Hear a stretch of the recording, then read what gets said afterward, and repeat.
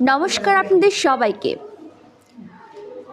15ই মার্চের 2025 সাল আমার বাপের বাড়ি থেকে প্রথমবারের মতো আমার বিয়ের পর আমার মা, আমার ভাই, আমার মাসি, সেজো মাসি,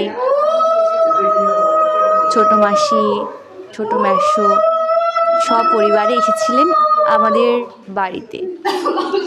তখন আমার মা তাদের সবাইকে বরণ করে নিচ্ছিল।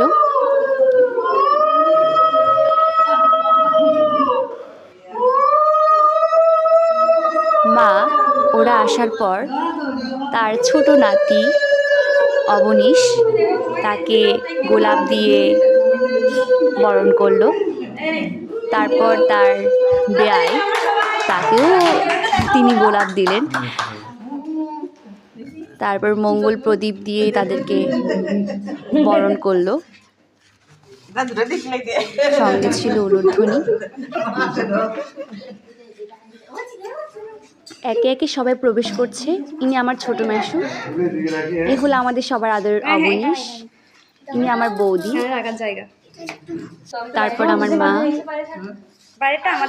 আমার সেজো মাসি, ইনি আমার ছোট মাসি। তারপর আমার দাদা রাজীব চক্রবর্তী। সুস্বাগতম আপনাদেরকে সবাইকে। আপনারা আপনাদের ব্যাগগুলো নির্ধারিত স্থানে রাখুন। ধন্যবাদ। নিজের মতো বলেন নিজের না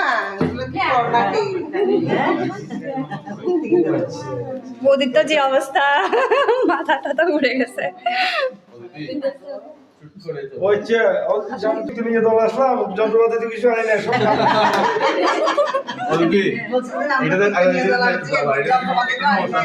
ছোট মাসো মাকে মজা করে বলছিল, কীর্তনিয়া দল নিয়ে চলে এসেছি, কিন্তু যন্ত্রপাতি তো কিছুই আনেনি বাজানোর জন্য।